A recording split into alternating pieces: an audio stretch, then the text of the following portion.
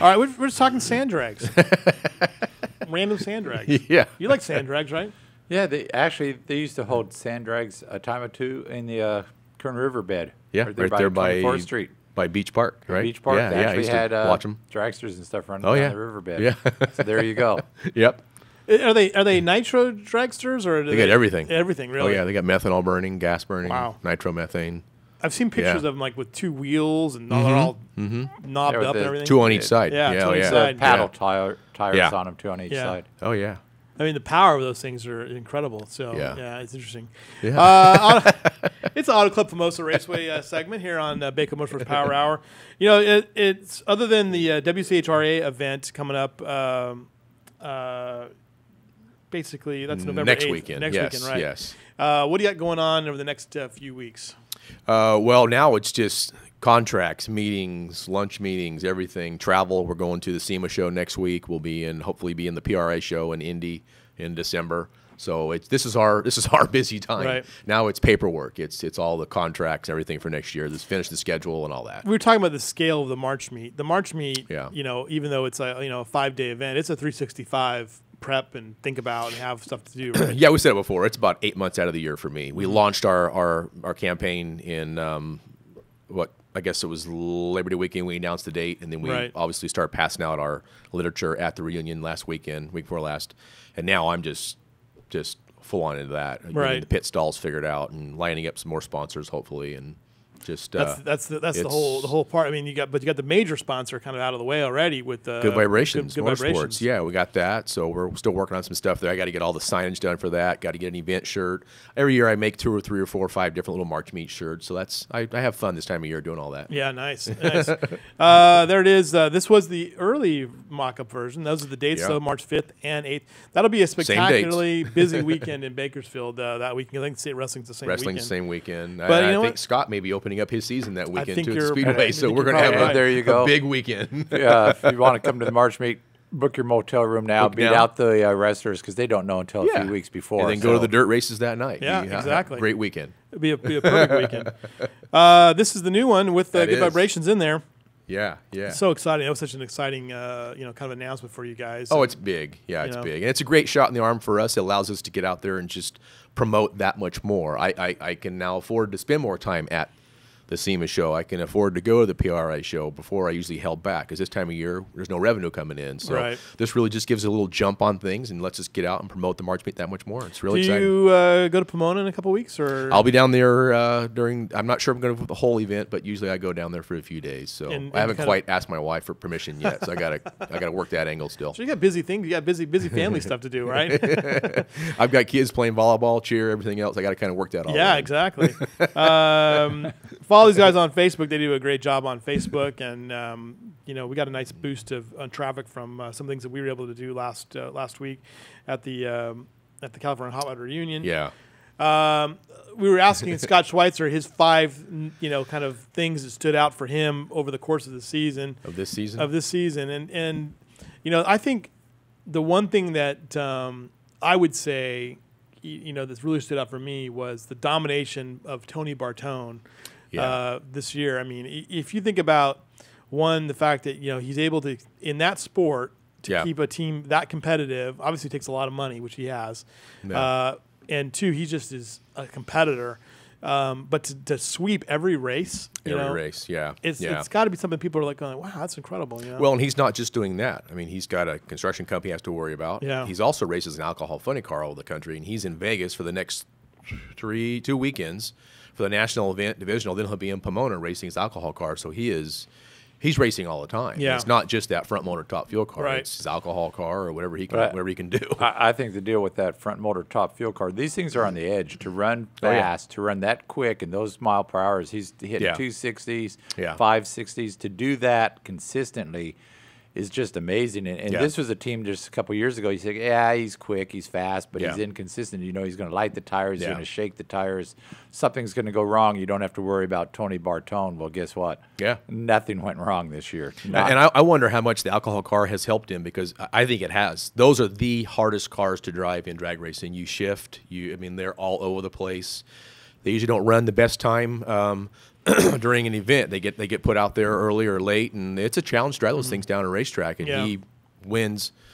Besides Frank Manzo, I mean, he's one of the hitters in alcohol funny cars. Right. So I think it's really helped him as far as being able to drive those. Because those, you're right, they're on the edge. and he takes it seriously. As he told us afterwards, you know, he doesn't race for a run. He races to win. And the fist up, but that just shows anybody who can drive a top fuel car with one arm in the air, they're pretty bad. Yeah. But it also shows how much it meant to him. Yeah. I mean, winning that thing means a lot to that team. We'll have to check his arm restraints next time. He can reach that high. We got to make sure those are a little tighter next time. So. I mean, to do it from the start too. I mean, that was even more. You know, I'm going to go 250 miles an hour down there one-handed.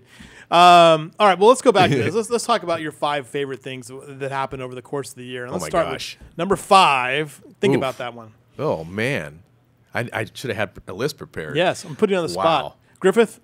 Oh man, 5th. Yeah. Have you made a list? We'd have to start with number 1 and work backwards, maybe. All right. Well, whatever works. Well, I still like the Bartone. I mean, that was just impressive. Cool. The Bartone story, the bookends to a season without a doubt. I think that's. I mean, on a large scale, I think that's a. That's a big deal. I think you go. I think you can go 1-2 on Bartone and Horan, because you think about how Horan ran at the March meet. Yeah. And then he gets beaten, on the whole shot, I guess, right? And then, but he comes back and he wins the California Hot Rod Reunion, and in pretty dominating fashion too. I mean, he's very consistent too, right? I mean, he has been, without a doubt. He's and he stepped up, and I think that's a big deal for him, that win at the California Hot Rod Reunion. You could tell it meant a lot. He's losing his crew chief. There's some changes going on. So there's some changes going on, and so is he going to be as strong next year? Who knows? And so he said he'd been doing that thing since '92, because he used to run the Top Field dragsters. Yeah, next on his, I don't think he's won. He hasn't won the March meet either, so that's so that's next on his list. So that was a for big me, it's win kind for of him. self. My number. I'll go backwards too. I'll start with 1. The success of the March meet this year, that sets the tone for us. So that's my. I mean, I'm being a little selfish here, thinking of income, but that just lets us do all these events and make the improvements. We built the tower with those funds. We are able to do Saturday Night Nitro shows, and so that, and number 2 for me is going to be the success of those shows. The funny cars are just coming out like crazy for those. People really love the format. Did Saturday Night Nitro beat your expectations, or did it beat or did it meet it? I guess a little. It exceeded a little bit, because you had so many funny cars show up, right? Right. I mean, the first one was like a mini March meet in some way. Yeah, and I think the second September was as big. So it's just shocking how many guys just want to come out there and they're what they're getting paid. They don't even care. They're there to run their cars. Right. This is their version of taking their boat to the lake on weekends, and they just love running their cars, and they choose our track, and it's an honor. Right. So that's 1 and 2. We got 1 and 2 for me. Anyway. 1 and 2. How about? I mean, you had a couple of big events that kind of came in at the kind of the last minute. You had the import shows come in. I think ANRA. Those have helped too. Yeah. ANRA had a huge year. Great season for them. Yeah, great season for them. I put them pretty high up there. Yeah, ANRA, obviously they're 4 times a year, so a little more revenue comes in for them. But, I mean, Butch should be proud. He is outdrawing our Heritage Series, the races that we do in Salt Lake City and Sacramento and Mission and Boise. He's outdrawing those events as far as car count. Of course, he concentrates on the sportsman categories, which have a lot more cars. Right. But, congratulations to him. He really gets a good car count and works hard at it. And I think his underlying message on that whole thing is, yes, we're competitive, we're going to have a good show, but we're going to have fun too. Is the part of that? Oh too. yeah. Is that something that I think sometimes you get lost in that part of it too? That yeah. I mean, no one's, even John Forces of the world. If what they get paid on Sunday, they're not paying the bills with that money. You're not doing this to make money, right? And we aren't operating a racetrack to make money. We're operating a racetrack to turn a profit, to put money back into the track. Exactly. So we're not. If you saw the salary that I draw, you'd laugh. My wife every year, laughs at you. Laughs at me. That's why she's working. That's why she has to work, and she's got the benefits, and she's got the consistent job, and she's got tenure. So yeah. I mean, that's the thing. We kind of sometimes people look at me and they say, "Well, why do you guys spend so much time in high school sports?" Because we love it. You Yeah. know, Yeah. and you do things because you love it. You know, because you want to do it right. Yeah. And if you can make a little bit of money out of it, sure, you know, that's great. Yeah. You know, Yeah. But if you can invest it back in what you're doing, that's even You better. bet. Well, I'm not complaining. I love my job. As well as is that almost every year if there's a good March meet the next year, there's going to be some improvements. And I think this year a lot of asphalt laid. Wasn't it the staging lanes? Or that was the year before last. Yeah. We've got some more planned for this winter, so we're already talking. So you go out there and you'll see these improvements that benefit Yeah. racers as well as spectators when you can clean up the areas where they're walking and a little more pavement. But to say it doesn't take much pavement to blow through a couple $100,000. Oh no. Right. You lay those dollar bills down, and actually they're $100 bills. You lay them down as far as you can let them go. That's where the machine's going to stop right there. Yeah. So, Robert Hyde every year comes to the reunion March meet. He goes, I love coming here because every year something has changed. I come back here and I see something you guys have done every year. So, and that brings up, one of my highlights for the year is Auto Club. We've signed them this year for 3 more years. Nice. So that's way up there on my list. That's a big that's deal. Breaking news. Breaking news. That's breaking news. Blog that. 3 more years. Yeah. So, and obviously their money goes right in the racetrack. Yeah. That's what, when Tom McKernan set this up, he wanted to see that check get to us, and we turn around and put it in the track, and we've done it every year since. I think one of the highlights, too, that I was seeing the reaction to the crowd when John Force showed up at the March. That was cool. Was that Saturday or Sunday? I can't that remember was Saturday. Saturday. Yeah. I mean, just the intense appreciation the fans had for him. Yeah. And, of course, he was being, escorted by Ron Capp's mother while that was going on. But that was one of the highlights I saw. And I was like 30 feet above on the lift watching it come through and work the crowd. Yeah, and I said when that happened, I think at the show afterwards, I said it'd be like if you're in some little nightclub and you're just a little band just playing away, and in walks Van Halen to watch you play. Yeah, right. That's what John Force did. He came in to watch our drag race, and that's. Well, it said a lot to me, because it said a lot to me that here's a guy. If you're coming to Bakersfield, he could be anywhere in the world that weekend. And he drove up with the family and everybody, and they just sat there. They sat in the VIP section and they watched. Yeah, and I think that was truly impressive. I think that speaks to drag racers in general. They all do it. Beckman does it. Height does it. Cruiser does it. Ron Capps, Mongoose, Snake. They get a weekend off. They show up at the track somewhere and. I saw numerous. I mean, Height and Pentagon both were tweeting out that they were wishing good luck to all their friends. California Howard reunion and the March meet as well.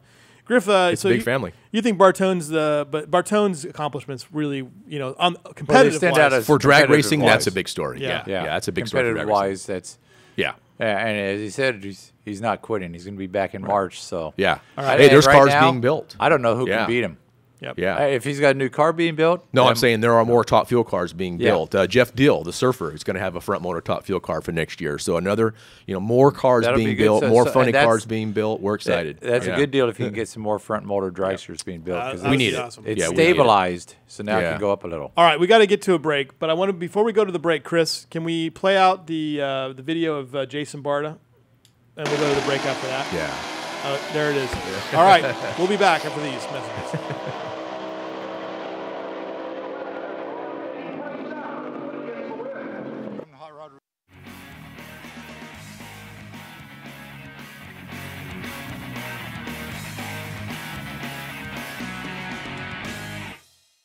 Hi, Corey Costello here, host of Roadrunner Rundown Tuesdays, 10 a.m. right here on Bakersfield.com. It's the official program.